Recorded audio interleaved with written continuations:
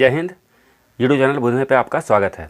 आज का टॉपिक है नवंबर 2022 का करंट अफेयर्स, आखिरी सप्ताह, चौथे सप्ताह का, और ये लास्ट है पार्ट 4 वीडियो। इसके बाद पूरे नवंबर महीने का पूरे महीने का मोस्ट इम्पोर्टेंट करंट अफेयर्स का वीडियो आएगा। तो चलिए शुरू करते हैं पार्ट 4 वीडियो। क्वेश्चन नंबर 1 से, SCO की पहली पर्यटन एवं संस्कृति राजधानी किसे नामित किया गया है? तो ये वाराणसी को किया गया है। बी हो जाएगा इसका आंसर, वाराणसी, भारत में उत्तर प्रदेश में है। संघाई कोऑपरेशन ऑर्गेनाइजेशन, संघाई सहयोग संगठन, इसकी 22वीं सम्मेलन समरकंद में हुआ था, जो उज्बेकिस्तान में है 2022 में, और 2023 में 23वीं सम्मेलन भारत में होना है। इसका आंसर बी हो जाएगा। अगला प्रश्न है, ग्लोबल टेक्नोलॉजी समिट का 7वां संस्करण का आयोजन हाइब्रिड रूप से कहाँ किया गया? ग्लोबल टेक्नोलॉजी समिट का 7वां संस्करण, तो ये नई दिल्ली में किया गया। डी हो जाएगा इसका आंसर, नई दिल्ली। अगला प्रश्न है, भारत में श्वेत क्रांति के जनक डॉक्टर वर्गीज कुरियन है की 101वीं जयंती मनाई गई है 2022 में। राष्ट्रीय दुग्ध दिवस कब मनाया जाता है? तो ये 26 नवंबर को मनाया जाता है। बी हो जाएगा इसका आंसर, 26 नवंबर को राष्ट्रीय दुग्ध दिवस मनाया जाता है। डॉक्टर वर्गीज कुरियन के जयंती के शुभ अवसर पर मनाया जाता है। बी हो जाएगा इसका आंसर। अगला प्रश्न, वर्ष 2023 में गणतंत्र दिवस के मुख्य अतिथि अब्दुल फताह अल सीसी होंगे। वह किस देश के राष्ट्रपति हैं? तो वह हैं जो मिस्र के राष्ट्रपति हैं। ये हो जाएगा इसका आंसर, मिस्र के राष्ट्रपति हैं, जो 74वें गणतंत्र दिवस जो 23 में होगा उसके मुख्य अतिथि हैं। 2021 और 22 में कोई मुख्य अतिथि नहीं थे क्योंकि कोविड-19 के कारण, और 23 में हैं। ये हो जाएगा इसका आंसर। अगला प्रश्न है, परिवार नियोजन में नेतृत्व के लिए एक्सेल पुरस्कार 2022 किसे प्रदान किया गया? तो एक्सेल पुरस्कार है जो भारत को प्रदान किया गया। ये हो जाएगा इसका आंसर, भारत को। अगला प्रश्न है, नेटवर्क रेडीनेस इंडेक्स, रे होगा रेडीनेस इंडेक्स 2022 में 131 देशों में भारत का स्थान क्या है? तो 131 देशों में भारत का स्थान 61वां है। सी हो जाएगा इसका आंसर। पहले स्थान पे है जो अमेरिका है। देखिए 8वां स्थान है भारत का 2022 में। जलवायु परिवर्तन प्रदर्शन सूचकांक 2023 में 8वां स्थान भारत का है। 40वां है जो ग्लोबल इनोवेशन इंडेक्स 2022 में भारत का स्थान 40वां है। और ग्लोबल हंगर इंडेक्स में 107वां स्थान है भारत का 2022 में। इसका आंसर हो जाएगा सी, 61वां स्थान है। अगला प्रश्न, भारतीय ओलंपिक संघ IOA, इंडियन ओलंपिक एसोसिएशन की पहली महिला अध्यक्ष PT उषा बनेंगी, बने नहीं है अभी लेकिन बनेंगी।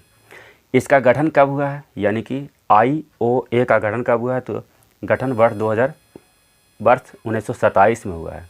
ये हो जाएगा इसका आंसर, 1927 में। और PT उषा को पायली स्प्रेक्स के भी नाम से जाना जाता है। ये एक धावक हैं।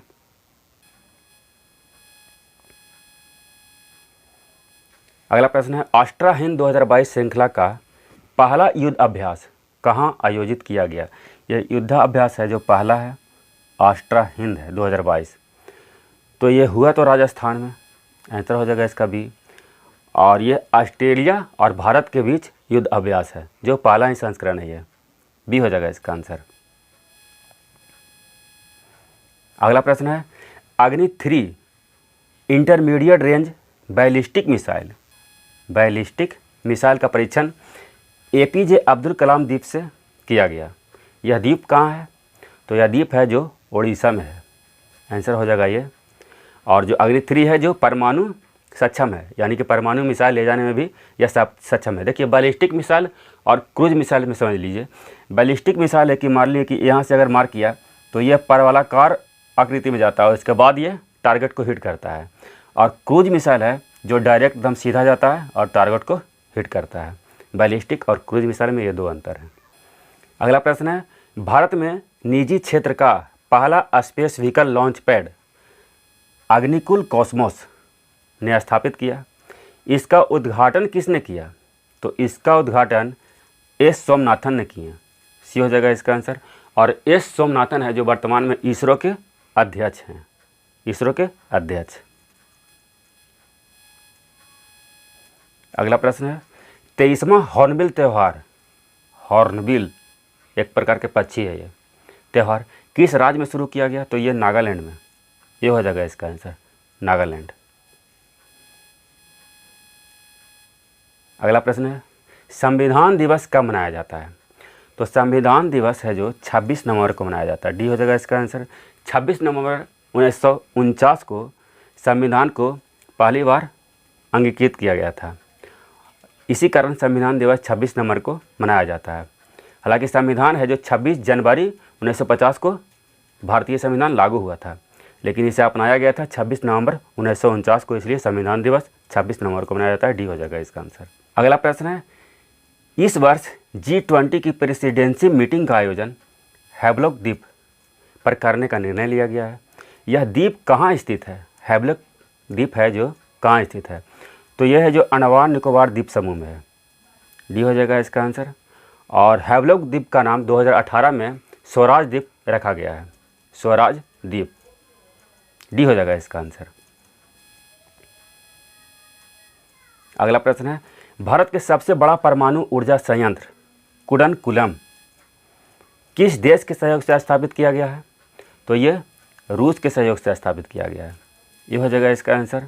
और ये कुडनकुलम परमाणु है जो परमाणु ऊर्जा संयंत्र है जो तमिलनाडु राज्य में है, और इससे 6000 मेगावाट बिजली उत्पादन होता है, 6000 मेगावाट बिजली। NPCIL यानी कि national power corporation of India limited और रूस के सहयोग से इसे स्थापित किया गया है। ये हो जाएगा इसका आंसर। अगला प्रश्न है फीफा विश्व कप 2022 के उद्घाटन समारोह में भारत से कौन शामिल हुए हैं? भारत से कौन शामिल हुए हैं? तो जगदीप धनखड़ शामिल हुए हैं। सी हो जाएगा इसका आंसर। और जगदीप धनखड़ हैं जो भारत के वाइस प्रेसिडेंट हैं, यानी कि उपराष्ट्रपति हैं, ये जो शामिल हुए थे। सी हो जाएगा इसका आंसर। नए चुनाव आयुक्त किन्हें नियुक्त किया गया? अगला प्रश्न है नए चुनाव आयुक्त। तो नए चुनाव आयुक्त है जो अरुण गोयल को नियुक्त किया गया है हाल ही में। बी हो जाएगा इसका आंसर। देखिए चुनाव आयोग की व्यवस्था संविधान में अनुच्छेद 324 से 329 तक है। अनुच्छेद 324 से 329 तक चुनाव आयोग का है, और इसमें 2 चुनाव आयुक्त और एक मुख्य चुनाव आयुक्त होते हैं। अनूप चंद्र पांडे और अरुण गोयल ये दोनों हो गए जो चुनाव आयुक्त हो गए, और राजीव कुमार हैं जो मुख्य चुनाव आयुक्त हैं। 25वें मुख्य चुनाव आयुक्त राजीव कुमार हैं। जो चुनाव आयुक्त का कार्यकाल 6 वर्ष या 62 वर्ष का होता है, जबकि मुख्य चुनाव आयुक्त का कार्यकाल 6 वर्ष या 65 वर्ष का होता है। अरविंद विरमानी कौन है? ये हैं नीति आयोग के पूर्णकालिक सदस्य, ये भी हाल ही में बने अरविंद विरमानी। तो आंसर इसका हो जाएगा बी।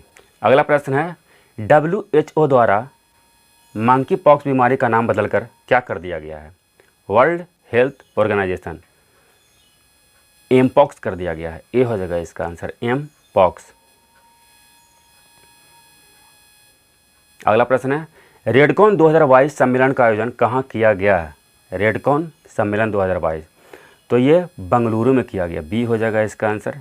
खसरा श्वसन मार्ग को संक्रमित करता है, यह किस से होने वाला रोग है? तो यह है जो वायरस से होने वाला रोग है। हो जाएगा इसका आंसर बी। और खसरा के लिए MMR वैक्सीन दिया जाता है, measles mumps and rubella vaccine. खसरा को रूबेला के नाम से भी जाना जाता है। तो यह श्वसन से संबंधित संक्रामक है, इससे शरीर में दाने दाने लाल लाल दाना दाना हो जाएगा ये होने से, खतरा होने से। अगला प्रश्न है महिलाओं के खिलाफ हिंसा उन्मूलन के लिए अंतर्राष्ट्रीय दिवस कब मनाया जाता है? हिंसा उन्मूलन के लिए अंतर्राष्ट्रीय दिवस तो ये मनाया जाता है 25 नवंबर को। बी हो जाएगा इसका आंसर। 25 नवंबर को मनाया जाता है। 26 नवंबर को संविधान दिवस और 8 मार्च को महिला दिवस मनाया जाता है। अगला प्रश्न है नसीम अल बहर 2022 नौसैनिक अभ्यास का 13वां संस्करण किस देश के साथ आयोजित किया गया? तो नसीम अल बहर है जो ओमान के साथ आयोजित किया गया, डी हो जाएगा इसका आंसर। और इसका आयोजन ओमान में ही किया गया है, डी हो जाएगा इसका आंसर। अगला प्रश्न है नगर पालिका प्रदर्शन सूचकांक 2020 जिसे 2022 में जारी किया गया, 10 लाख प्लस जनसंख्या में प्रथम स्थान पर कौन सा शहर है? तो 10 लाख प्लस में इंदौर प्रथम स्थान पे है, बी हो जाएगा इसका आंसर। उसके बाद सूरत और उसके बाद भोपाल का स्थान आता है, जबकि 10 लाख से नीचे जनसंख्या में दिल्ली प्रथम स्थान पे है, बी हो जाएगा इसका आंसर इंदौर। अगला प्रश्न है एक सूखा प्रतिरोधी जीन RST13 की खोज की गई है, किस फसल का जीन है यह? तो यह है जो गेहूं फसल का जीन है। यह सूखा प्रतिरोधी क्षमता है इसमें, यानी कि कुछ सूखा भी रहेगा तब भी यह उपज अच्छा दे सकता है, अपनी उपज बढ़ा सकता है सूखा क्षेत्र में भी, ये हो जाएगा इसका आंसर गेहूं। अगला प्रश्न है इसरो ने श्रीहरिकोटा के सतीश धवन केंद्र से EOS अर्थ ऑब्जर्वेशन सैटेलाइट 06 और 8 नैनो उपग्रहों को किस रॉकेट से प्रक्षेपित किया? तो PSLV-C54 से किया, बी हो जाएगा इसका answer. Polar satellite launch vehicle, B हो जाएगा आंसर। और ये हो गया इस सेट का आखिरी प्रश्न। इसके बाद पूरे नवंबर महीने का एक मोस्ट इम्पोर्टेंट वीडियो आएगा, इसके बाद आएगा। चलिए देख लेते हैं आखिरी प्रश्न। भारत को उर्वरक आपूर्ति करने में शीर्ष स्थान पर कौन सा देश बन गया है? शीर्ष सबसे ज़्यादा उर्वरक भारत को कौन प्रदान कर रहा है, कौन सा देश? तो सबसे इससे पहले तो चीन करता था, लेकिन यूक्रेन और रूस के बीच जब युद्ध हुआ तो पश्चिमी देश है जो रूस से उर्वरक लेना बंद कर दिया, कम कर दिया। तो रूस ने कम दामों पर भारत को उर्वरक प्रदान करने लगा और इस कारण रूस है जो प्रथम स्थान पे आ गया भारत को उर्वरक आपूर्ति करने में, भी हो जाएगा इसका आंसर रूस। वीडियो पसंद आए तो लाइक, सब्सक्राइब और शेयर ज़रूर करें। वीडियो देखने के लिए बहुत बहुत धन्यवाद। जय हिंद।